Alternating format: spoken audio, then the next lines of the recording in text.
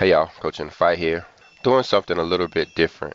As you guys know, over here at Hermas Academy, one of our main focuses is helping people to survive the tribulation. Understanding that the Left Behind series is just a book, it's a myth, there's no fact in it. We really need to prepare for what's actually coming, and that's what's called the Great Tribulation. Years and years of some of the most catastrophic events this earth has ever known, including war, maybe even nuclear war. We have meteors or even planets coming from outer space, destroying parts of this planet. We have an earthquake that's going to destroy the majority of the planet. We have all of these plagues and viruses that we're already seeing. We have volcanoes coming. And then we have people just flat out killing each other. And many more events that's going to basically destroy the majority of the humans that's on the planet. You heard people talk about the 144,000. There's some talking about how they are the only people that survive the tribulation. That's not far from the truth.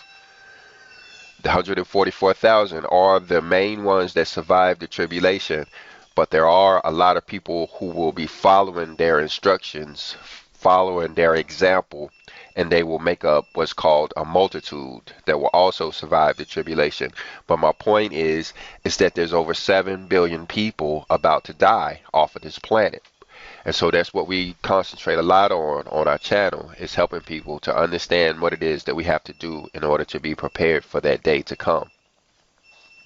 But now, as I study this more and more and look at the current events that's going on, I can't ignore the fact it seems that a lot of what's going on is all about black people, talking about African Americans. When they say Jacob's trouble, they're actually talking about black people. And in this short video, hopefully it's going to be short, I want to come down through here and prove to you that they're talking about African Americans. Not to be divisive or anything like that. My purpose in this, first of all, is to give you guys a heads up. Let you know that all this that you see it out there in the streets, all of this leading up to the Black Lives Matter movement, and all of this race war that's starting to kick off, and all of this stuff about Confederate flags and slave owners and all of this other stuff that seems to be race related, it's not any accident. African Americans are and will be a target during this tribulation. So let me jump over here to Deuteronomy chapter 28, and I want to show you guys just a few verses that proves this. Now, we just did a whole class on the covenant, and you guys need to check out that. It's a pretty healthy class at an hour and a half, but it's very important when it comes to the law, what it is, how it consists of only the 4 chapters from Exodus chapter 20 through chapter 23, and why it is that we're supposed to be keeping those commandments, those instructions, and how those instructions will help us get through the tribulation. But we're up here in Deuteronomy 28, and Moses is referring back to those instructions. You see right here in verse 1, Moses is telling them that if they were to hearken unto those instructions, if they were to obey those commandments, our Father in heaven says that he will set you on high above all of the nations. Now, this ain't just talking about African Americans. This is talking to everybody. That's why you have a Jewish community in the first place. These people somehow found the Bible and actually went in and started adhering to these commandments back in about the 10th or the 11th century. So you have to understand the story without going into all of the detail, which you can go in and research for yourself. The African Americans are the real children of Israel. When they fled from Jerusalem all those many years ago, they fled down into Africa. And because their African cousins hated them and didn't want nothing to do with the Father's covenant and rules, they fought against them and made war against them. And then when the slave ships showed up, they caught them and sold them. That's what it's talking about down here in verse 48 when it says, and he shall put a yoke of iron upon thy neck. And then down here in verse 68, when he says, and the Lord shall bring thee into Egypt again with ships. Now, we understand that we're living in a modern day Egypt. That's why we have all those Egyptian symbols all over our dollars and all over our nation. This is modern day Egypt. All you have to remember is what culture was created back there in Egypt. When Joseph went in as a slave into Egypt, that was the first time that humanity ever had to pay to eat food. And we still do.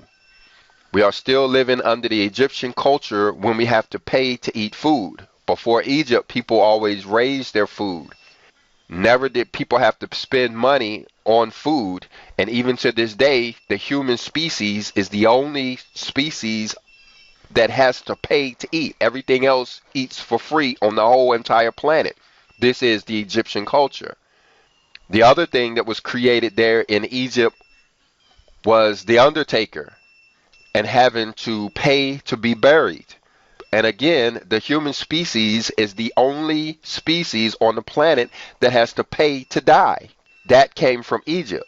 Prisons also came from Egypt.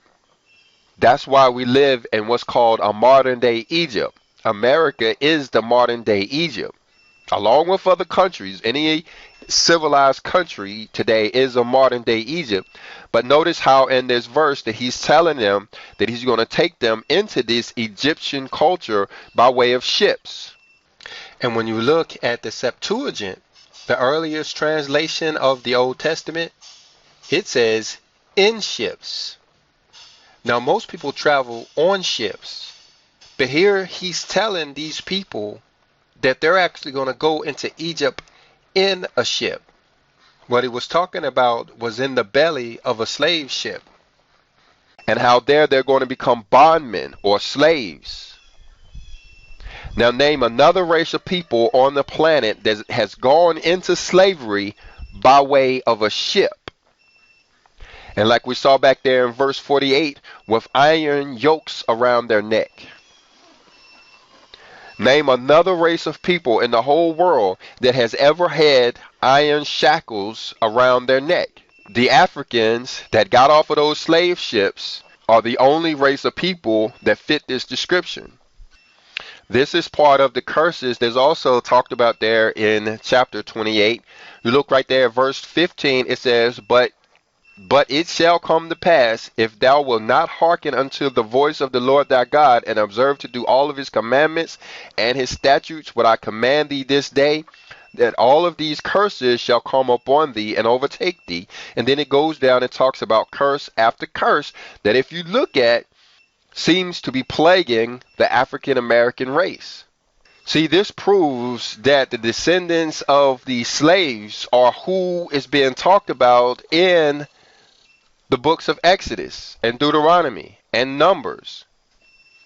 Like I said, I don't want to make this video too long, but just to give you a quick summary of what's going on here. You have to remember the story of Joseph, how his brothers sold him into Egypt as a slave, and he spent several years there in Egypt as a slave until the world was about to be plagued by a huge famine.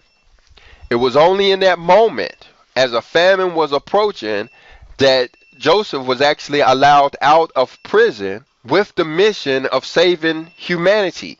Humanity was about to die at that moment. Pharaoh had a dream that he couldn't understand. Joseph interpreted that dream and let Pharaoh know that there would be 7 years of plenty where they needed to store up food, and then there would be 7 years of famine that would plague the entire world and kill most of the humans on the planet. Well, that is what's going on now.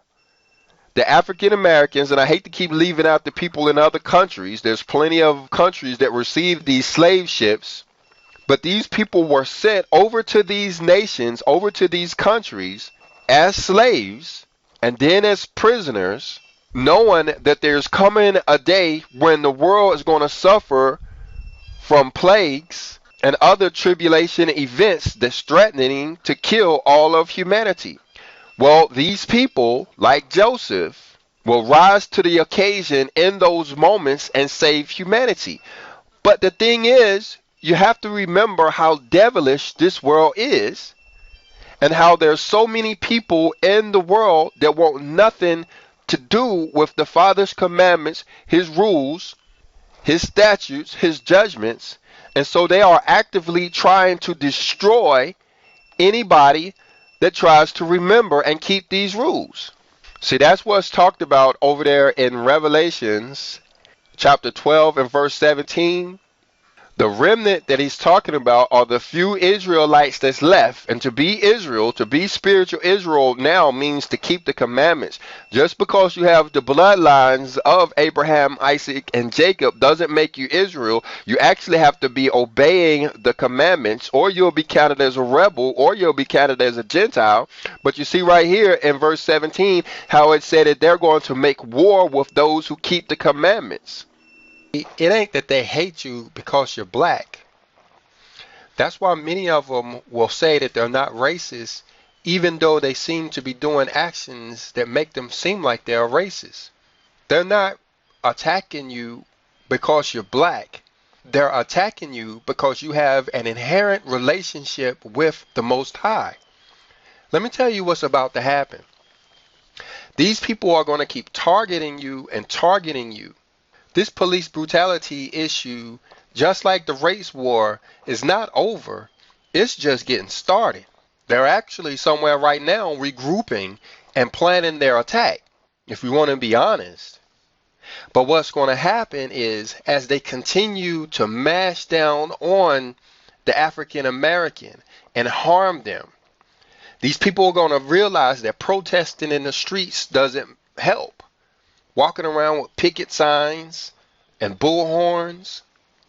They're going to quit calling on politicians for help, and then they're going to start calling on our Father in heaven for help. And that's what's going to change things. Just like when those children of Israel was over there in Egypt, and they called out as a collective group for our Father to come and help them, he ran in and rescued that people from the Egyptians. This is what's getting ready to happen now here during this tribulation. And they're going to call on him, and when he comes to rescue them, these nations that are harming them are going to be judged just like Egypt was. But that's why they're targeting you, not because you're black, or not because they don't want black people around. These people are targeting you because they don't want the Father around. They don't want his rules around. They don't want anybody keeping the commandments and obeying the covenant because it threatens their new world order. And to prevent that from ever happening, what they have done is made it so that you don't know who you are. And even when you do find out who you are, you don't know what you're supposed to do in order to get the blessings promised over there in Deuteronomy chapter 28. It's called replacement theology, where first of all, they have replaced you with a whole nother race of people who call themselves Jewish. And then they have replaced the commandments and the covenant of the Bible with liberalism and a whole nother religion based on the Lost Behind series. So I just wanted to share this with you guys. Hopefully I woke somebody up out there. Maybe you didn't know that you are the chosen people. Maybe you didn't quite understand why your black life matters. But again, I show you these two verses over here in Deuteronomy chapter 28, verse 48 and verse 68, how he's identifying you specifically. Yokes of iron upon your neck. No other race of people has had a yoke of iron about their neck. This has never happened before or since have they put iron on anybody's neck except for the African slaves. When they did what? When they put them on ships, as you see over here in verse 68. So keep this in mind, guys, as you're seeing all of this stuff kick up, because it seems like it's increasing to the point where you can't really ignore it anymore. But the purpose of this, remember that in order for you to prevent this from happening to you, you need to get back in the commandments. You need to go back over and read the covenant. The covenant is Exodus chapter 20 through 23. That is your only way to survive this. Your guns are not going to help you. Your money is not going to help you. Your connections, your job, nothing is going to be able to help you except your obedience to the covenant. All right, guys, with that, I'm going to go ahead and close this video out. Please subscribe to our channel and hit that notifications button, because we're always putting out classes related to this tribulation and what it's going to take for us to survive this tribulation. And if you got something out of this video, hit that like button. If you didn't, hit the dislike button. But leave us a comment either way. And may our Father bless you and keep you. May our Father make his face shine upon you and be gracious unto you. May our Father lift up his countenance upon you and give you peace.